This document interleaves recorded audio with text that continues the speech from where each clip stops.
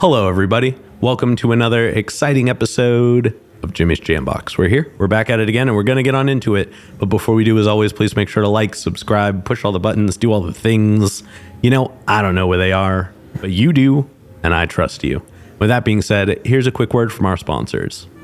Organic herbs and botanicals, skincare and edibles, wellness for body and mind. The Brothers Apothecary. Fine teas and remedies. Ronald Records.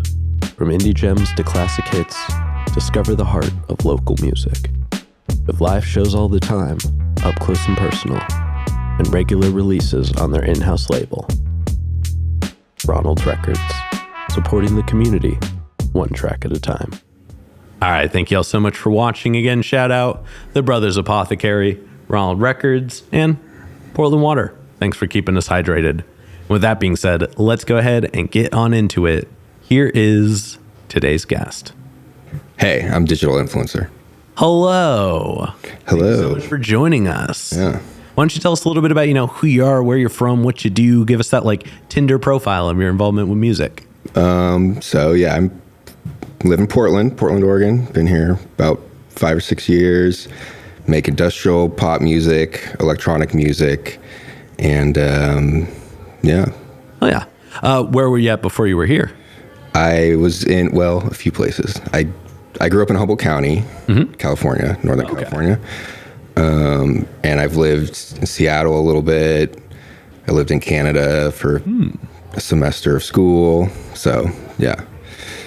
Gosh, so it's like the general West Coast. Very West Coast. Oh, yeah. And then what got you into music initially? As a kid, probably preteen, I took piano lessons. So I did that for a few years and wasn't super into it. It was just kind of, Same. wanting you to do something. And so I wasn't that into it. And then I think 7th or 8th grade, my friend started playing guitar.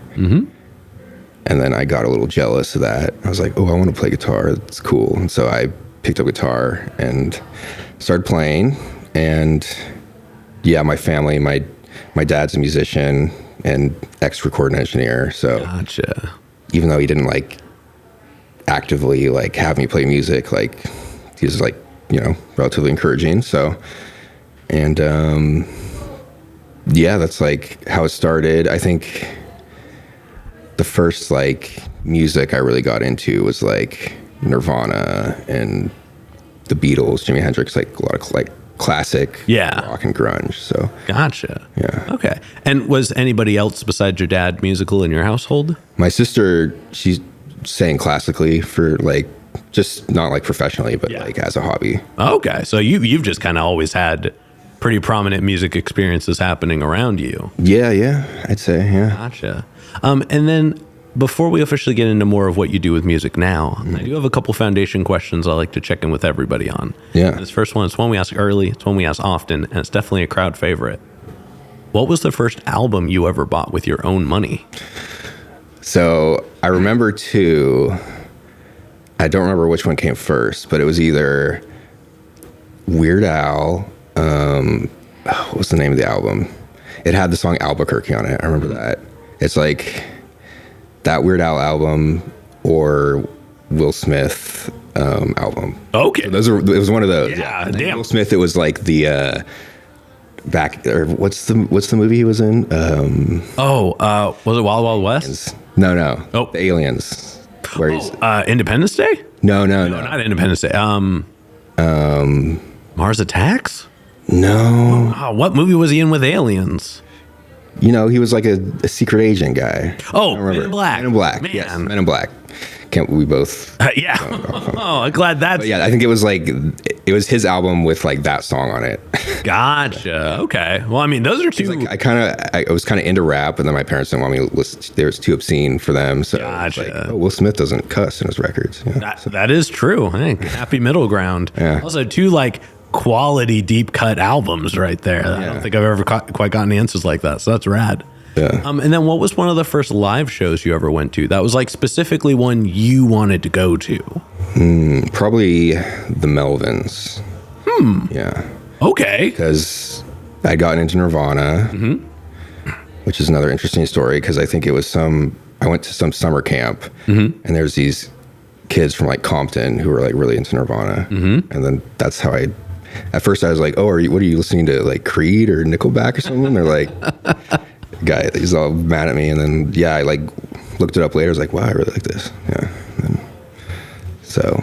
Damn. Well, that's yeah. And then, from Nirvana, then I got into the Melvins. Gotcha. Yeah. Hell yeah. Well, I mean, those are some pretty quality, like early starts for music.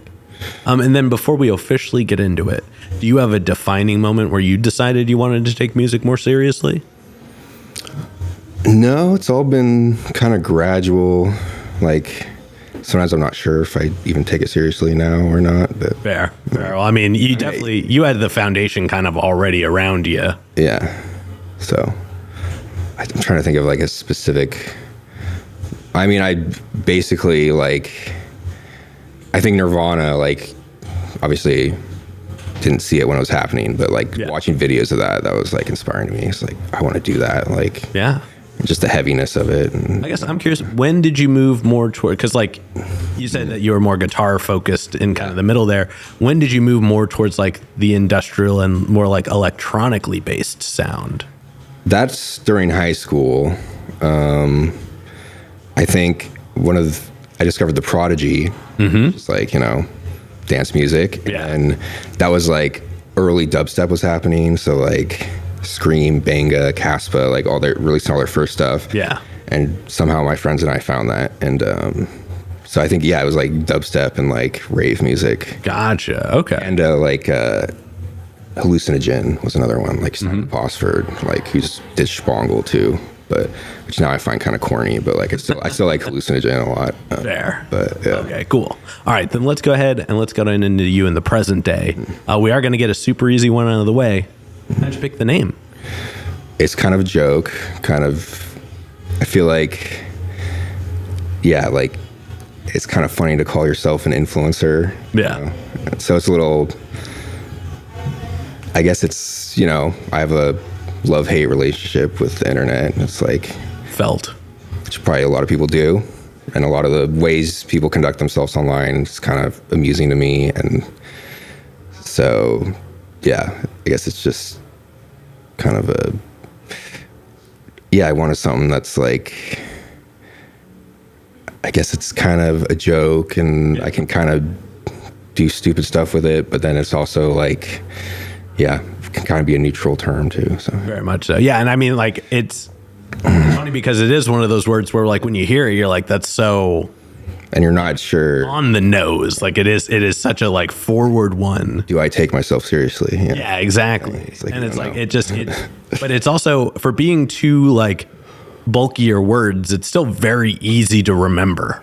Like, it's not one that's easily forgotten. It's easy to spell, even though, influencer is a handful of letters for sure. So it's just, as names go, it's weirdly got all the right things in all the right places, but it is a little tongue-in-cheek almost in its existence. So it's a fun one. Actually, I could, for sure, it could just be influencer, but it's harder to, you could even just shorten it to DI if you really came down to it. You know what I mean? I thought of that, now let's go ahead and let's talk about your writing process. And we're going to break it up into chunks, but we're going to start right at the beginning. So when you get inspired, you're ready to make music, what are some of the things you do to get a track started? So there's kind of different ways I go about it, but a lot of times, to get inspired, if I'm just like wanting to like I want to make something new, I do like to kind of start with chaos, like just kind of throw some things in, get my sample library, or if there's a certain like song I've been listening to where I hear a little bit of it and I like, ooh, I could use that sonically. Yeah. I'll just kind of throw it into Ableton or Logic and kind of start just throwing things together and then eventually waiting for like something to stand out, like wise or okay. I could definitely see how that would be a part of your process based off the music I listen to. And it's I feel like recently I've been more, because I used to honestly not be organized enough with it. Like I feel like I've recently realized the importance of like a well-organized sample library and stuff like that. So okay, so you mean you're more organized in like the process, how you put it together, and like just having things ready where like, oh, I like these kicks or I like this, instead of having to just go, because I was almost single one, or I was just almost like pretentiously, if that's the word, like I'm like, I don't want any like corny samples or anything. So gotcha. Like, always be making new things for everything and taking way too much time. And fair, versus using the ones that you're like, I know I like these, I know they're good. I gotcha. And you said you use Ableton and Logic. Yes, I started with Logic. Okay, so that was like Same. Well, actually, I guess like my first like year was Pro Tools, just because I had access to a copy. But then I switched to Logic. And then Ableton I started doing when I started playing live. I want it's better structured for live things. But now I like produce a little bit in Ableton too. Gotcha. Okay. Yeah, I started on Logic 8, and then when 10 came out, I just didn't love it. And so I was sticking to 9 for as long as I could. And then one day my computer died and I had to reinstall the OS and I couldn't get the old one back. So I worked at Guitar Center and I had a copy of standard for Ableton. I just put that on there. I've been using it ever since. Nice. Yeah. And I, for especially electronic based genres, it's definitely a really powerful tool. Yeah. I think it does have some workflow advantages to Logic. Yeah, very much so. Far from what I've, Yeah, I love Logic, especially for like recording sounds. I think it's still one of the strongest. But yeah, as far as like music creation, especially for an individual, I feel like Ableton is really powerful. Yeah. But I feel like this will get a little too heady if we dig into it too much. Once you get a track finished writing, which I guess, since your base is a little more in the digital realm, this might be a little more of a fluid experience, but how long does it usually take you to get comfortable to the point where you feel like you can perform a track? Well, the process of, now that I'm producing Ableton now, so now there can be a more fluid. Yeah. Because before when I was just using Logic, I'd bounce things down or like just transfer instruments to Ableton. But yeah, so I guess getting comfortable performing it, usually I'm not good with memorizing lyrics and stuff. So usually I have to take some time to like relearn everything basically. And like, and I don't know if we want to get into like the technicals of how I perform live, but like I have to like bounce certain tracks down. And now I'm trying a new method of performing. And like, so I'd say it takes a little bit to transfer to performing it, but I gotcha. And you perform just as you, or do you ever have like somebody else with you? Just as me, at least for digital influencer. But I think I want to, with performances, I don't want to get like too, because some electronic artists, it's like kind of karaoke, you're just like singing, and then others go the other route, try to make everything live, but then it's like sometimes it can be kind of repetitive, or like it's hard to change so much things and it's not as engaging. So like, I'm trying something new that's kind of in between there. So that's definitely been a big learning curve for me. Yeah. And do you, when you're making music, do you have like multiple instruments that you use, or do you do a lot of it like in the box? A lot of it is in the box, but I do have one synth, org synth, and then I have like a controller, so I'll play with samples and stuff. And sometimes I'll use guitar. I guess I did use some guitar on Incel, but I haven't been using it as much. And now I actually have another band that I just started. So I've been getting the guitar stuff out of the way with that. Yeah. That makes sense. Yeah. Well, let's go ahead then. Let's talk about some of your music. Yeah. So I jumped on ye old Spotify. You've got music going back to 2020 on there. And I apologize. This is going to go a little long. I'm putting that out right in the beginning. But right from the start, your music is really exciting. Like by the time I got to, is it Hypnagogia? Yeah. Is that right? Hypnagogia. I actually had a really hard time making notes because I kept not listening with my notes ears and started listening with my listening ears. And your music is really interesting. It's really exciting. There's a lot of like, kind of like how you said there's a chaos to it, but there's a structure within it. And all the choices of sounds you used were really like well thought out and composed almost. And like the arrangements were really provocative and stimulating. And by the time I made it to like third impact, I was pretty much locked in. But your most recent album, Incel, is what like did it for me. That was the one where I was like, this is a bit more, like you said, it's a bit more structured. It's a bit more melodic. There's even like more of a lyric based element to it. And it kind of summed it all together in a really cool way, like leading up to that point.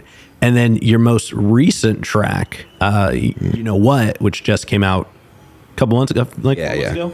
And I'll keep this part short. It kind of feels like the most refined version leading up to it. And it kind of, I don't know if you're familiar with an artist named Igloo Ghost. You should check out Igloo Ghost. Okay. There is a very strong correlation between your two's approach, both like leading up to and presently. So if you haven't heard them, I am very curious to know what your thoughts on them end up being, because I'll listen. It's very like, it's very consolidated, very well constructed digital chaos. So it's like the best way I can describe their music, but it's really good. And your music kind of has a lot of the same elements. So I really like your music. I was even listening to it on the way over to here today, because I was like, ooh, I don't have to make notes now. I can check it out.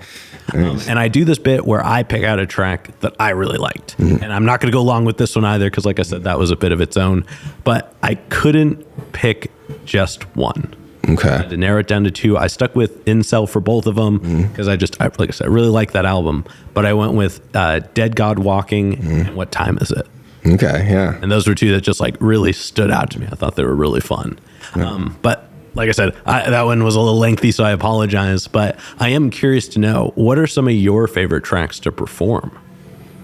Well, that's an interesting question, I guess, because I'm doing this format. I've only done a few shows, so I don't have a lot of, like hands-on with it. Yeah.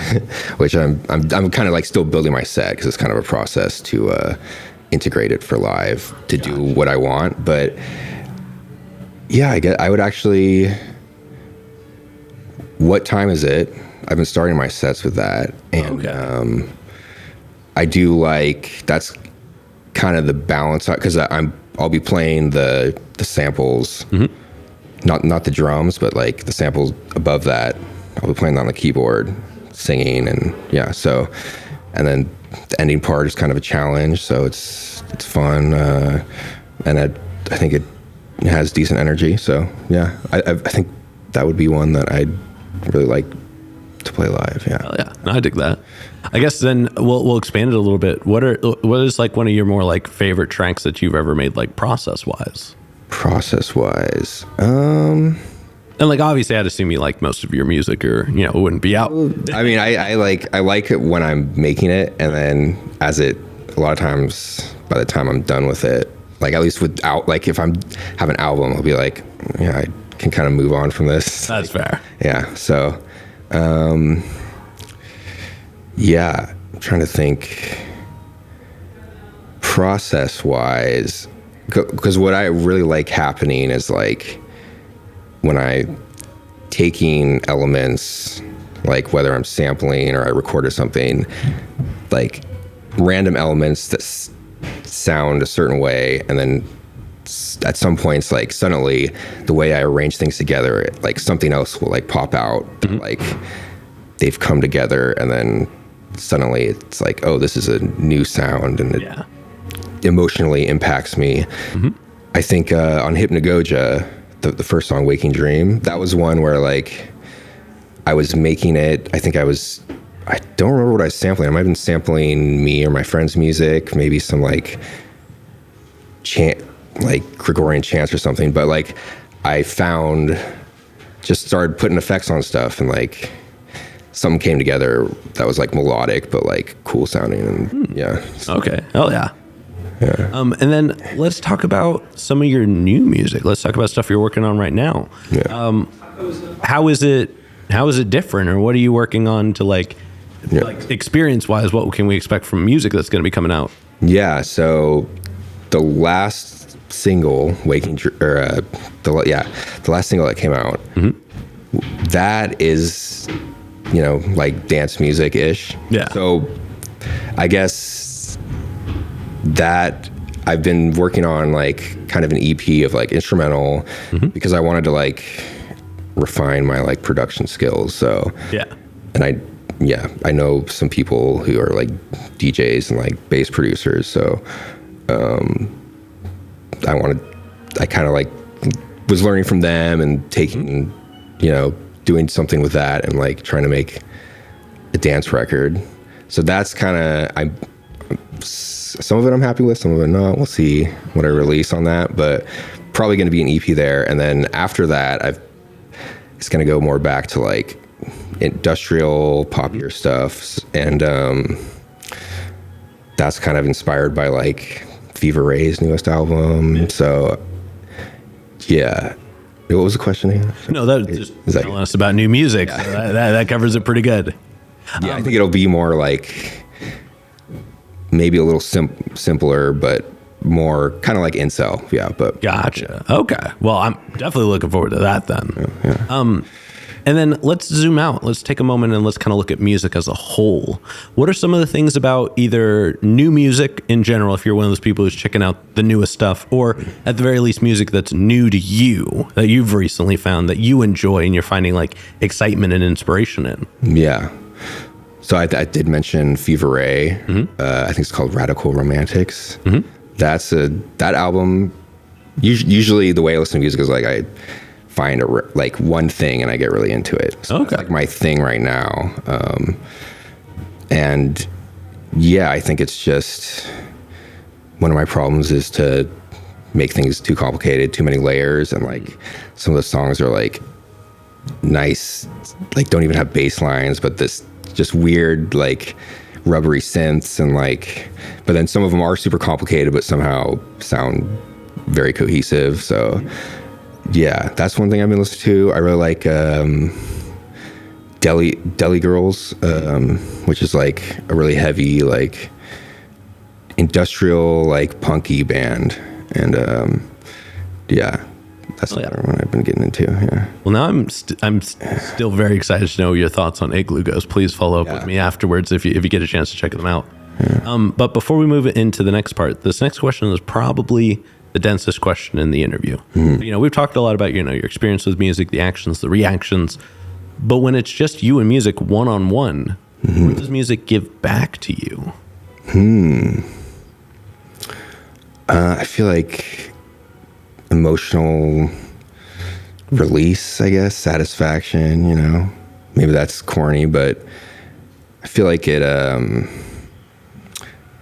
kind of, when I'm like writing a song, it can kind of feel like I'm building a world and like it has its own, I guess, feeling, emotion, and like sometimes like rules. If you're like building a song and then making, it kind of turns into a world with like certain rules about what's happening, going on. I don't know, hard to explain, but I think it's best for me when it's like kind of sends me to a different reality, or it feels like I'm making a different reality kind of. Gotcha. Okay. Well, thank you for sharing that. And now we're going to go ahead and we're going to move on to some hypothetical questions. And for these, sky's the limits. The questions are all made up, so the answers are allowed to be as well. But the first one's pretty straightforward. If you could work with any one person, the only requirement is they have to be alive. Who would you want to work with, and how would you want to work with them? This is for music. Yeah. I assume. Yes. I mean, I guess you can expand it wherever you want, but generally in the case of music, yes. If I could work with one person,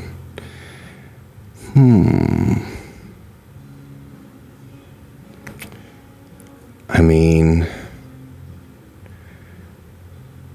I'm trying to think of who would like teach me the most, or like we'd make the best thing, but or who would like give me the most promotion. You know? Yeah. I'm very obscure, so I mean, I feel like Trent Reznor would be really cool. That would actually be a really cool one. Yeah. Okay. Solid answer. Yeah. And then subsequently, who's a local artist that you're aware of that you haven't gotten to connect with yet, but you would like to? That's hard because I'm not like super. I haven't played a lot of shows yet. You know, I'm not like Fair. under digital influencer. So,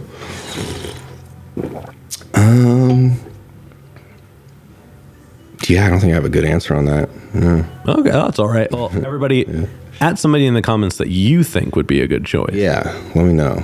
And then for this next one, like I said before, sky's the limits is pretty literal in this sense.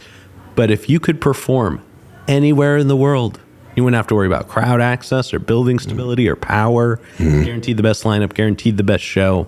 And it doesn't have to be a venue. It could be anywhere. Where would you want to perform? Does that have to be on the world? I mean, ideally, on the moon? Yeah, on the planet. Anywhere on the planet. I feel like maybe on the Amazon River. Okay. Floating platform. Yeah. Okay. Hell yeah. On the Amazon River. Yeah. I dig that. And then I've never asked an individual this. It's usually reserved for band questions, but I am kind of curious to know if your music could be the soundtrack for any movie, what would you pick? Any movie already made. Yeah. Yeah. Maybe a David Lynch, maybe like Mulholland Drive. Okay. Hell yeah. Hell yeah. All right. Or a Gaspar Noé film. Like, if I was in his movie Climax, that'd be cool. But okay. Rad. And then to wrap up the hypothetical questions, if you could get one more album from anybody, they could be live, they could be dead, they could have not put out an album in 100 years, they could have put out an album yesterday. Who would you want an album from? A brand new album, yeah. I'm kind of going back, being basic here, but maybe Nirvana, yeah. Okay. Because I liked that last, You Know You're Right, like the last track that got released of Nirvana. Like, I thought it was really cool, so. Oh, yeah, no. One last Nirvana album with Kurt, yeah. Yeah, I always, he's one of those artists that I always wonder, like, what would his music sound like today, too? You know what I mean? Like, yeah. What would, like, the changes of the world, like, brought? Or even, like, how would the world have been different if it had stayed? You know what I mean? It sounded like he was going to, like, start collaborating with, I forget who, but yeah, he was like, it was going to be like chiller music. Yeah. It'd be interesting to hear that. Yeah, very much so. All right, but with that being said, we're going to go ahead and start wrapping this up. What can we look forward to between, let's say, now and March? At least a new instrumental EP and maybe one more EP. We'll see. But okay. Well, definitely looking forward to that. For this next one, go and look straight at your camera. Tell everybody how they can find you. You can find me on Instagram at influencer_music or digitalinfluencermusic.com. I think those are my main outputs right now. So, yeah. Oh, yeah. And then any other plugs, any other shout outs, anybody else you'd like to put on while you're on here? I will plug my new band, Engagement Ltd. At Engagement Ltd on Instagram. Haven't played any shows yet, or we have played one show, but we don't have any shows coming up, but we're going to be recording soon, so hopefully we'll have something. Yeah. Oh, yeah. All right. With that being said, we've got one last question to go. But before we do, I'm going to steal the camera for just a second. Yeah. As always, y'all, please make sure to like, subscribe, push all the buttons, do all the things. You know, I don't know where they are, but you do, and I trust you. And one more shout out to the Brothers Apothecary, Ronald Records, and Portland Water. Thanks for keeping us hydrated. With that being said, the final question. And this is entirely up to your interpretation. But what is an album you feel is more on the obscure side? So it's a deep cut. It's one not a lot of people would know, but it's one you think everybody should know. I got two. So I got Boss by Deli Girls. Okay. Or Aura by Haddis Noit, which is very cool. Interesting. It's basically a cappella, but Gotcha. Okay. Well, I'm definitely excited to check those out. yeah. Awesome. Well, with that being said, we're going to go and wrap this up. Thank you so much for joining us today. Yeah, thanks for having me. Yeah. And this has been another exciting episode of Jimmy's Jambox. I'm Jimmy. I'm Digital Influencer. And we're signing off. Later, y'all. That's a wrap. This is not a podcast. This is a show.